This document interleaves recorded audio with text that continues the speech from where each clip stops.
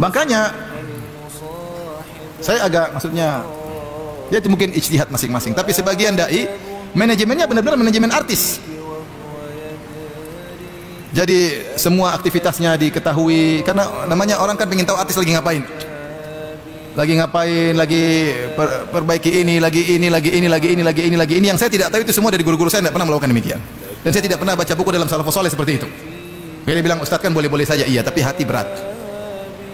Sehingga bukan cuma ilmu yang ditampilkan, tapi kepribadian Ustaz sehingga dia menjadi tokoh yang wow. Apalagi didukung oleh tim-timnya yang kemudian menjadikan dia wow. Saya hanya sekedar menyampaikan suara hati saya, semoga kita tidak demikian. Karena itu penyakit. Sampai kalau dia berjalan 5 orang shouting, subhanallah. Yang saya cuma khawatir menular kepada audiens, itu yang saya khawatir. Sehingga audiens juga hobinya begitu. Maka saya harus sampaikan hal ini. Ini penyakit.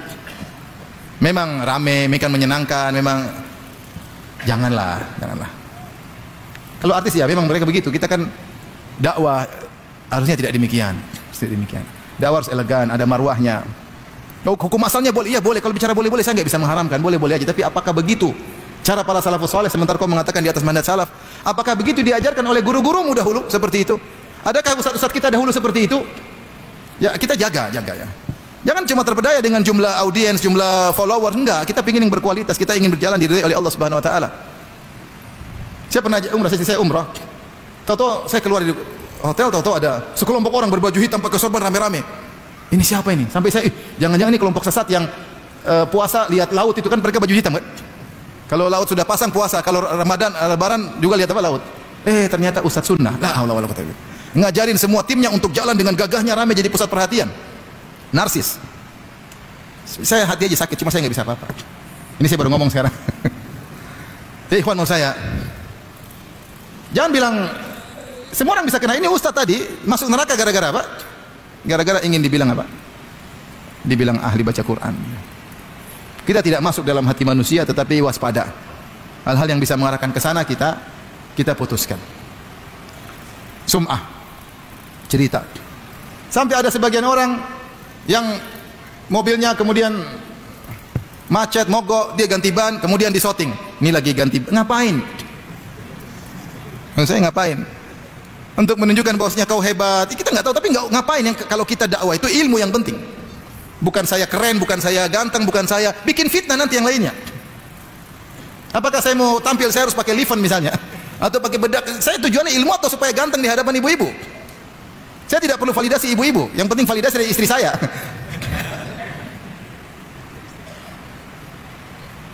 Ilmu, yang penting ilmu. Saya dulu pernah mengisi di salah satu stasiun TV beneran. Ustaz pakai, enggak. Ustaz pakai, mungkin dia bilang supaya pencahayaan. Enggak. Saya udah ganteng, saya enggak cantik, saya ganteng. Nanti kalau gitu tambah jadi cantik, bukan ganteng lagi. Kan laki-laki ganteng, enggak ada laki-laki cantik. Oh saya, ya kita bukan artis. Rasulullah bersabda, al-badadatu minal iman. Kesederhanaan biasa. Rasulullah terkadang jalan tidak pakai sendal. Bukan pencitraan, untuk menunjukkan agar kita tidak terpesona dengan dunia. Kita ini sedang berdakwah, mengingatkan orang kepada akhirat, bukan untuk membuat mereka fokus pada dunia. Bukan dengan motor mewah, mobil mewah. Kalau kau naik mobil mewah sendiri, jangan usah pamer-pamer. Bukan untuk skincare macam itu, urusan dunia. Kita bicara agama. Makanya dakwah mulai bergeser. Coba tanya guru-guru kita, masyayikh kita di Madinah atau di Yaman atau di mana, apa mereka begitu? Maka ikhwan, maksud saya tidak menganjurkan antum ikut dukungan, tidak usah mendukung. Ya silakan. Saya khawatir dakwahnya seperti itu. Jadi pusatnya lagi bukan ilmiahnya lagi, tapi keren-kerenan penampilan dan lain-lainnya ya. Yang di luar daripada esensi dakwah sunnah. Yang kalau nanti ujung-ujungnya masalah niat bahaya. Niat bahaya.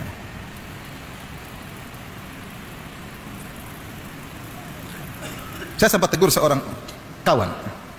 Dia duduk kemudian dikerumuni ibu-ibu pada ketawa-ketawa pada foto-foto. Malu, saya bilang, malu. Kita ini bukan artis yang dilihat oleh ibu-ibu foto-foto kemudian malu. Ngapain mejeng di depan ibu-ibu? Ibu-ibu ngapain ya? Mejeng depan antuna sekalian. Apa manfaatnya? Ngapain?